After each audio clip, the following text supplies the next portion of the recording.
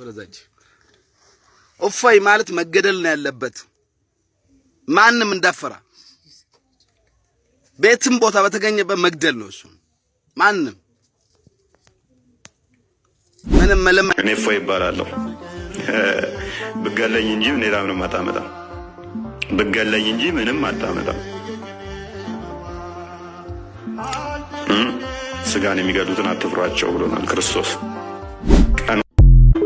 የዛሬ 3 ዓመት ነበር አይደለ ሐዋርያ ዘላለም የተባለ ግለሰብ መስቀል አደባባይን እንወርሳታለን ያለው አሁን እያየነው ያለው ነገር አሁን የሆነው ነገር ይህ ነው ነገር ግን አንድ ነገር እየመረራችሁም ቢሆን ዋጡት መስቀል አደባባይ የባለ መስቀሎች ነው በመስቀል አደባባይ ጉዳይ ከቅዱስ ሲኖዶስና ከጠቅላይ ቤተ ክህነት አጣሪ ኮሚቴ ተብላችሁ የተመደባችሁ አባቶች ግን እግዚአብሔር አምላክ ይላችሁ መድኃኔ ዓለም አምላክ ይላችሁ የጊዜ ጉዳይ ነው ሁሉም ያልፋል አንድ ቀን ነገር ግን መድኃኔ ዓለም የናንተን ጉዳይ እሱ ይመልከተው እኛ የቤተ ክርስቲያን ልጆች ግን እቺን ትንሿን ዋጋ ከፍለን ነበር የዛሬ 3 ዓመት ይህ ቪዲዮ ለታሪክ ይቀመጥልኝ ዘንድ ሁላችሁም 50 ጊዜ ሼር ኮፒ ሊንክ አድርጉት የቤተ ክርስቲያን ልጆች አንገታቸውን ለሰይፍ ደረታቸውን ለጥይት ሰጥተው እዛ መስቀል አደባባይ የባለ መስቀሎች መሆኑን መስክረው ነበር ይህ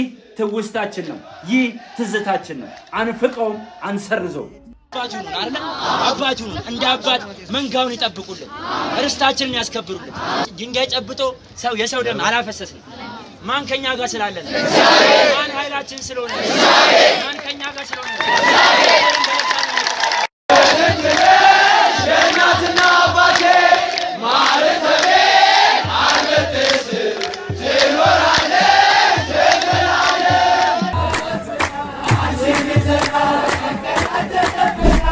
የምንሞትለት ሃይማኖት እንጂ የምንሞትለት ዘር የለንም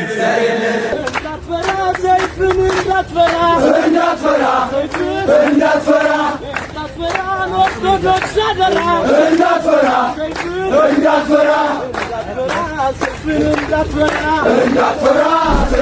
በሰይፍ የቆመው ቅዱስ ቀድሞ ነበር እንጂ መጥኖ መደቆስ ይላል ያገሬ ብሂል ዛሬ በምድራችን ብዙ የሃይማኖት ተቋማት እንዳሸን ተፈልፈለዋል እነዚህን ሁሉ ግን እንዴት ተፈለፈሉ ብለን ብንጠይቅ የታሪክ እውነተኛ መልስ ይሆናል በነቀዘ ስንዴ በሥራ ፍላጎት በስጋ ምኞት በስርቆትና በኩረጃ አለፍ ሲልም በጠመንጃ እና በሰይፍ ልንል እንችላለን ከዚህ የተለየ ከትናንቱ ካነበብነው ከሰማነው ታሪክ በላይ ዛሬ እየሆነ ያለውና እየሰማነው እየደረሰብን ያለው ሁኔታ ያስረዳናል ለምሳሌ በሰሞኑ ሁሉን ኮርጆና ሰርቆ የማይረካው የእምነት ተቋም የሃይማኖት ተቋም የራሱ የኔ የሚለው ነገር የለውም የራሱ ያልሆነ ነገርስ መስረቅ መኮረጅ አንድ የሃይማኖት ተቋም ነው ለሚል አካል አያሳቅቅም ወይ ከበሮ ጽናጽል መቋሚያ የማንነው ከተባለ በእውነት አለትነት የተመሰረተችው የኢትዮጵያ ኦርቶዶክስ ተዋሕዶ ቤተክርስቲያን መሆኑን እየታወቀ የራስ አስመስሎ መዝረፍ ለዓለም ማሳየት ትውልዱን በራሱ እንዳይኮራ ከዓለሙ ቁስ በላይ የሃይማኖት የሆነውን ጉዳይ እንዲሰርቅ እያለማመደ ያለ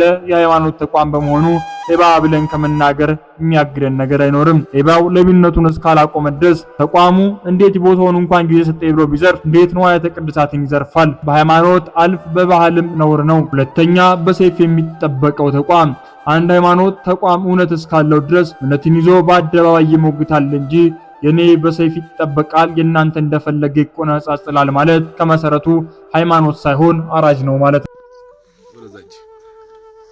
እፎይ ማለት መገደል ነው ያለበት ማንንም እንዳፈራ ሰሞኑን እየሆነ ያለውን ስንመለከት ይሄንን የሚያሳየው ሁሉም ይጮሃል ከመጅሊስ እስከ ሃይማኖት ተቋም ጉባኤ ሳይቀር ለምን ተተቸ የሚል መግለጫ አውጥቷል እውነተኛ የቤተክርስቲያን ልጅ ግን አዎ ትላንት አለን ዛሬም አለን ነገም እንኖራለን ምክንያቱም ሰይፍ አንስቶ ሳይሆን ሞቶ የሚያኖረን አምላክ ስላለን እናም ጅራፍ ራሱ ገርፎ ራሱ ይጮሃል እንዲሉ ጦቱን በለኩ አድርጉት እንላለን መታገስ መፍራት አይደለምና እግዚአብሔር በሚያውቀው እኛ የኢትዮጵያ ኦርቶዶክስ ተዋሕዶ እምነት ተከታዮች ለእናንተ ለወንድሞቻችን ታላቅ አክብሮትና አፍቅሮት እንዳለን ኢትዮጵያ ሀገራችን ምስክር ናት የታሪክ መዛግብቶቻችንም የተገለጡ ምስክሮች ናቸው እንደ ሀገር ኢትዮጵያ የጋራ ሀገራችን ናት ይህንን እናምናለን የጋራ ሀገር ባደረግናት ኢትዮጵያ በጋራ ኑረን በጋራም እየኖርን ነው በጋራ እንኖራለን አንዱ ልጅ አንዱ የእንጀራ ልጅ መሆን የለበትም የሚለውን ይህንን እኛም እናምናለን። ምናልባት አሁን ይህንን ተግባር እያስኬዱ ያሉ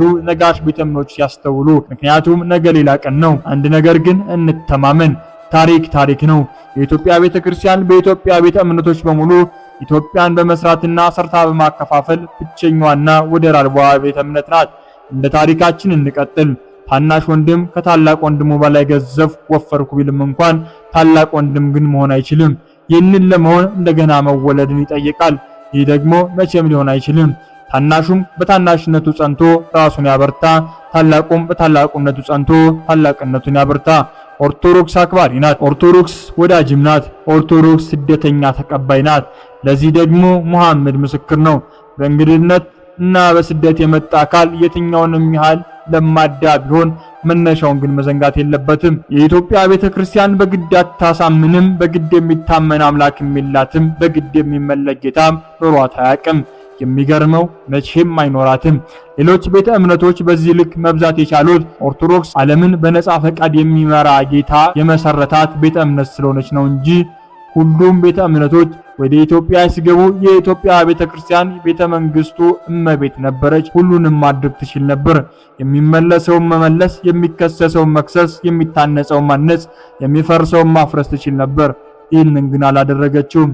ምክንያቱ ደግሞ ኦርቶዶክስ የፍቅር ሀገር ናት። ምናልባት ያለፉ ታሪኮችን በማንሳት መወቃቀሱ ጠቃሚ አይመስለኝም። ይህም ቢሆን እኛ ኦርቶዶክሳውያን የምናፍርበት ታሪክ የለንም። ብዙ ጊዜ አፄ ዮሐንስ እንዲያደረጉ እየተባለ ይወራል። ተው እንጂ እኛስ ግራኛ አህመድ ምድራችንን እንዳወደመ እንድንነግራችሁ ፈልጋችሁ ይሆንን? እንከባበር እንጂ ስንከባበር ነው የሚያምርብን። እኛ መምህራን መጽሐፍትን ያለ ስም ያሳትማሉ። የእናንተ ኡስታዞች ፈጣሪ ዘግናኝ ስድብን ሰድበው በአደባባይ መጽሐፍትን ያሰራጫሉ። ይሄ ለምን ይመስላችኋል? ምን እንደሆናችሁ አስባችሁት ይሆን? የእኛ መምህራን ከኡስታዞች ጋር በሶሻል ሚዲያ ክርክር ሲያደርጉ ፊታቸውን ተሸፍነው ይከራከራሉ። እናንተ በአደባባይ ተገልጠው ሃይማኖታችንን ያረክሳሉ። ይሄ ለምን ይመስላችኋል? የኛ መምህራን በእስልምና ዙሪያ መጽሐፍ አሳትመው ገበያ ላይ እንዳይውል ተደርጎባቸዋል። ዛቻና ማስፈራሪያ ተደርጎባቸዋል። እናንተ ኡስታዞች በጌታችን በኢየሱስ ክርስቶስ ላይ በእናታችን በቅድስት ድንግል ማርያም ላይ በመጽሐፍም በቃለም ተሳልቀው ተዘባብተው በነጻነት ይኖራሉ። ይሄ ለምን ይመስላችኋል? ሀገር መስራቿ ቤተ እምነት በሰራችው ሀገር መኖር አልችል ብላ በስደት ላይ ናት። ስደተኛ ተቀባይዋ አሁን ስደት ላይ ናት።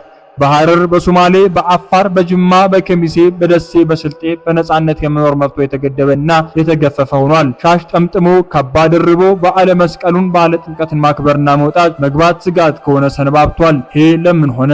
አሁን ደግሞ በሶሻል ሚዲያ የራሳቸውን ኡስታዞች እየመጡ ጀግና ካለ ይምጣና ይሞክረን እያሉ ፎከሩ። ስዕላትን፣ ታቦታትን፣ ቅዱሳትን ጣዖት ብለው በመስደብ አከረሩ። በመጣችሁበት የኛ ወጣቶች ሲመጡ ወገቤን አላችሁ። ይሄ ምን ማለት ነው? ኡስታዞቻችሁ ለዘመናት ቅዱሳንን ያረከሱበት፣ የሰደቡበት፣ ያንቋሸሹበት ቪዲዮ በእጃችን ላይ እኮ ነው። ያን ጊዜ የት ነበራችሁ? ምን ነው እንደ በቅሎ እንጋለባችሁ፣ እንደ ፈረስ እንጫናችሁ፣ እንደ ሕፃን እንቅጣችሁ አላችሁሳ። እኛ ስጋዊ ሞትን የሚፈራ ማን የለም። ምክንያቱም ሞት በእኛ ሃይማኖት ከሞተ ቆይቷል። ብንኖርም ብንሞትም ለእግዚአብሔር ነው። ስለዚህ እንከባበር። ከእናንተ ቤት የተጫረው እሳት ከኛ ቤትም አለ።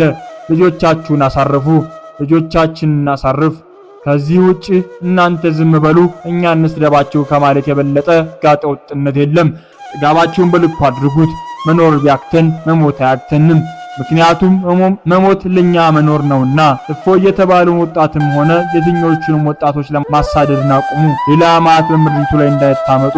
ይሄ የእናንተ ውሳኔ ነው። እስቲ ስድብ ከሆነ ችግሩ ስድብም ሆነ ሰዳብ የምንቁጠር። ስንት ኡስታዞች በዚህ ቤተክርስቲያን ላይ አፋቸውን ከፈቱ። ስንቱ የስድብ የነቀፋ ድርሰትን ደረሰ። ዝም ማለታችንን ታናውቅ ቀርተን አይደለም። እንከባበር። ለማንኛውም ቤተክርስቲያናችን ተወዳችኋለች።